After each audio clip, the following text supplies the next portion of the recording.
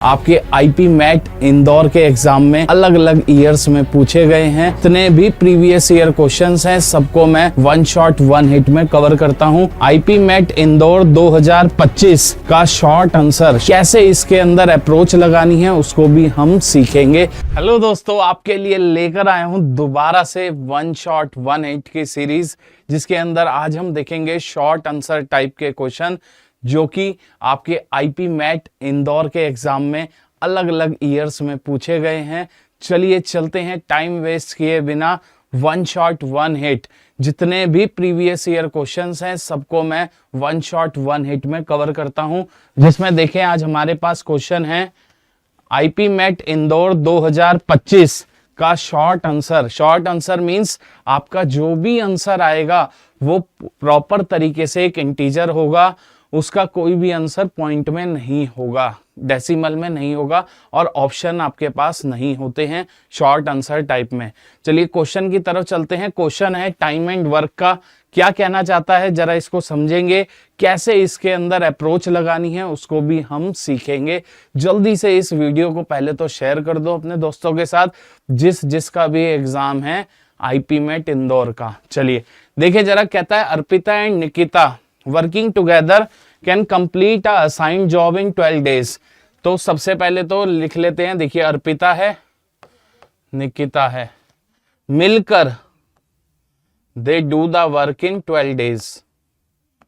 तो मान लीजिए टोटल वर्क 12 है और इनकी एफिशिएंसी मिलकर A प्लस एन की एफिशिएंसी मिलकर 1 हो गई। ये बात पता चल गई फर्स्ट लाइन से। Next thing is if the Arpita works initially to complete 40% of the job and the remaining job is completed by Nikita alone. तो मतलब अंकिता ने 40% जॉब करी है and Nikita did a 60% job alone, then it take 24 days to complete the job. तो ये 40% of work कर रही है। 40% मीन्स हो गया 2/5। आप सबको पता है 40% मीन्स 2/5 एंड 60% इज 3/5। क्लियर? तो जो अंकित अर्पिता है, अर्पिता 40% मीन्स 2/5 ऑफ 12 हमने टोटल वर्क माना था, done by Arpita plus 3/5 of 12 this is done by second person, that is Nikita N, and total days taken by them is 24 days। ये हमारे पास एक और इक्वेशन बन गई। पूछा क्या गया है हमसे, the possible number of days that Nikita requires to complete the entire job working alone. Nikita अगर यही काम अकेले करे तो उसे कितना टाइम लगेगा, ये हमसे पूछा गया है। जरा देखिए आपको क्या चाहिए। पहले तो क्वेश्चन पे अटेम्प्ट लेने से पहले ये सोचिए आपको चाहिए निकिता की एफिशिएंसी। आपको दोनों की एफिशिएंसी पता है, of Arpita and n is the efficiency of Nikita. आपको दोनों का कंबाइन तो पता है 1 है। अगर मुझे निकिता की पता चल जाए तो मैं ये क्वेश्चन कर सकता हूं। तो देखिए इस इक्वेशन को अगर हम सॉल्व करें तो यहां से 12/5 अगर कॉमन आया, अंदर रह गया 2/a plus 3/n, that is equal to 24। 12 से ये कैंसिल 2 पर, ये इधर गया तो 10, so 2/a plus 3/n equal to 10 आ गया मेरे पास। हमें निकिता के बारे में चाहिए, तो क्या मैं यहां से a equal to 1 minus n लिख सकता हूं? तो यहां पे पुट करिए तो ये बन जाएगी बात 2/1 minus n plus 3/n equal to 10। तो n की वैल्यू जो आपके पास आने वाली है वो आने वाली है 2, क्योंकि आपको देखते ही पता चल रहा है यहां पर बन रही है क्वाड्रेटिक इक्वेशन। चलिए इसको सॉल्व करते हैं। बताइए यहां पर आप एलसीएम लेंगे, that is 1 minus n into n, यहां बन जाएगा 2n plus 3 minus 3n that is equal to 10। ये आ गया मेरे पास 3 minus n equal to 10 minus 10n²। इसको सॉल्व करिए, इसको इधर लाइए, ये बन गया 10n² और ये 10n है, ये क्या है n की मल्टीप्लाई और ये 10n माइनस 10n² है। 10n² इधर आया, 10n इधर आया, तो ये बन गया 11n प्लस 3 इक्वल टू 0। इस क्वाड्रेटिक इक्वेशन को आपको सॉल्व करना है, तो आपके पास n की वैल्यू आ जाएगी। जैसे ही आपके पास n की वैल्यू आ जाएगी, आपका काम हो जाएगा। 3 इंटू 10 30, 30 के दो फैक्टर जो सम होकर 11 बनते हो 6 और 5।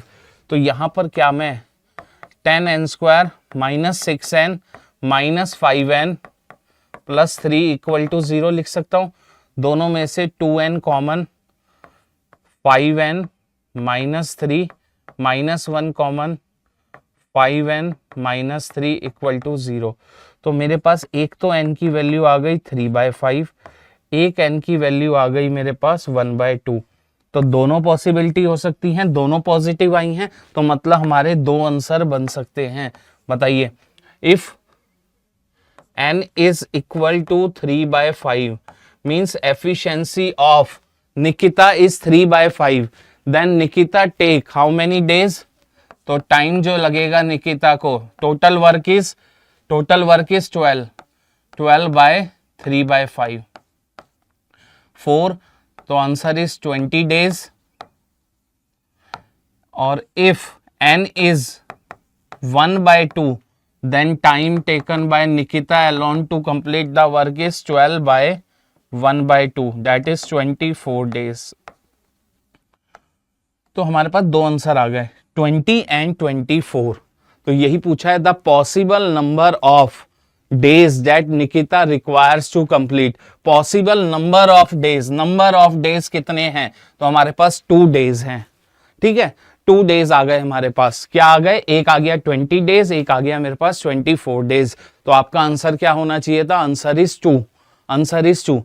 आप अगर आपके दिमाग में आ रहा है सर यही क्वाड्रेटिक बन गई थी, यहीं से आप बोल सकते थे कि 2 डेज बनेंगे, बट फ्रेंड हो सकता था क्वाड्रेटिक सॉल्व कर कर एक n की वैल्यू नेगेटिव आ जाती तो हम उसको रिजेक्ट कर देते, क्योंकि एफिशिएंसी कभी भी किसी पर्सन की नेगेटिव नहीं हो सकती। क्लियर हो रही है बात? तो देखिए, ये एक हमारा शॉर्ट आंसर में पूछा गया 2025 का क्वेश्चन है।